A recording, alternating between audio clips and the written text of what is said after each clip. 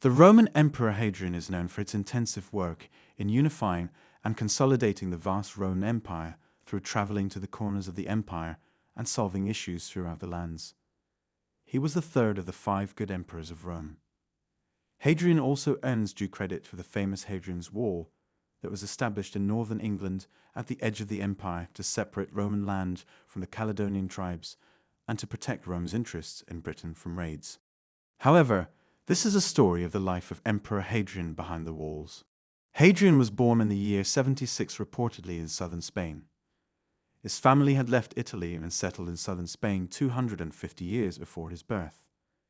His father died early in the year 85, leaving Hadrian in the care of 2 men.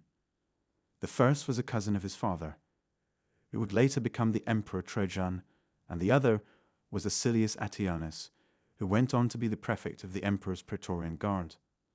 Under the tutelage of his 2 guardians, Hadrian received intensive military training and developed a great fondness for hunting, which he practiced for the rest of his life. In the year 91, when Trajan was consul, Hadrian started on the traditional Roman political career path as a senator. He was a military tribune with 3 legions in the Moesia regions when Trajan was declared as the emperor. Hadrian earned consequent promotions from tribune to quaestor, and then from praetor to consul through his dedication towards the Roman Empire with his hard work and determination. Trajan had adopted Hadrian as his son and successor. When Trajan died during the Parthian War in the year 117, Hadrian became the emperor of Rome. Hadrian was in Syria when he became emperor. He did not return to Rome for 1 more year, but traveled slowly throughout the land that lay in between Syria and Rome, solving issues and putting provincial edicts in place. In the year 121, Hadrian set out to travel all over the empire, starting from Gaul, Germania, Britain, Spain, Mauritania, Asia Minor, Balkans, and then returning to Rome about 5 years later. He made a similar trip focusing on the North African and Asian regions in the year 128. The emperor's travels show the man better than anything else and are marked by some of his most memorable achievements. In northern Britain, he initiated the construction of the tremendous frontier wall. At Lambaesis in Algeria, his rigorous inspection of the troops and his severe standards of discipline can be seen in a long inscription, preserving an address he made to the soldiers in 128. Hadrian was married to the grandniece of Emperor Trajan, Vibia Sabina, in the year 100. It is believed that Hadrian's marriage had not gone well from the start. Throughout his political career, his wife was reported to have had affairs with other senators, as Hadrian did not give her the attention. One of the affairs of his wife which came to light was the historian Suetonius, whom Hadrian banished from court affairs. He is expected to produce an offspring as an heir to the Roman throne.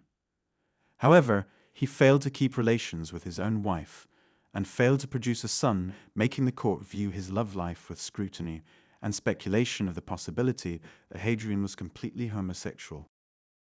During his trips all over the empire, Hadrian was known to have trysts with many of his male lovers. He wrote about one of his trips in Asia where he was completely captivated by a man he met. While it was completely natural for having bisexual relations in ancient Rome and Greece, Hadrian's love life is scandalous, as he was not interested in women, but only enjoyed the company of men. Hadrian wrote vast amounts of erotic poetry about his trysts with his male lovers. One day in late October in the year 130, a body was found in the floodwaters of the river Nile, near the little town of Howrah. It was that of a young man, aged 18 to 20, athletic in build, and with hair clustered down his neck in thick curls. His name was Antinous, and he was the Greek boy from Bithynium, the beloved courtier, if nothing more, of the 54-year-old Roman Emperor himself, Hadrian. There were no signs of violence on his body. Thus, rumors started circulating around the circumstances that led to the fatal event. Was it a deadly accident, or was it a murder? Had he committed suicide out of despair for his relationship with Hadrian, or had he sacrificed himself to save the emperor from some dreadful fate? There has been no reason recorded for why such a vigorous and healthy young man had met such a premature death, apart from the evident fact that he had drowned. Hadrian was devastated and his grief soon became more of a scandal than the affair itself. It is said that Hadrian wept like a woman at the death of Antinous, and mourned it publicly rather than in private, which was the custom. Hadrian renovated the town of Herwa, where his lover died, into a planned and fortified city, and gave it the name Antinopolis. He had up to 2,000 statues of Antinous made all over the empire. The unknown Greek boy had suddenly become world famous. Hadrian had encountered the languid youth in Bithynium, in northwest Asia Minor, during his trip in 124. At the time, Antinous was only 14 years old. Hadrian was absolutely captivated by the charm and youthful body of the boy, and took him on as his companion for the rest of his tour. However, the nighttime trysts of Hadrian with his favorite boy turned into something serious when he brought him to Rome. Hadrian brought his boyfriend to state dinners and royal ceremonies. Antinous accompanied him everywhere, never leaving his side. It is reported that Hadrian even took Antinous on a visit to Alexander the Great's tomb.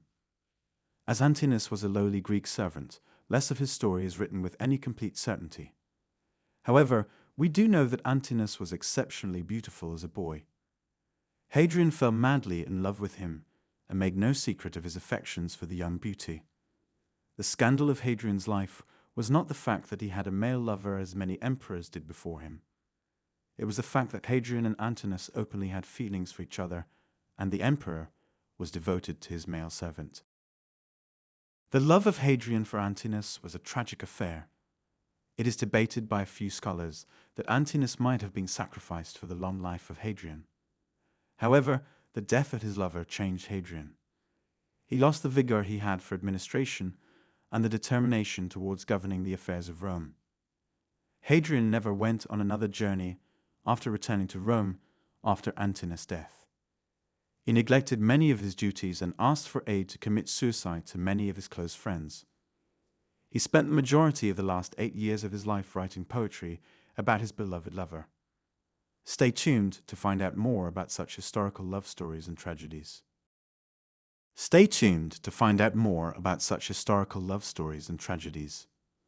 Retelling the tales of lost romance of history, this is Time Capsule. Please like, subscribe and turn on the notifications so you don't miss out. Thank you for watching. See you again next time on Time Capsule.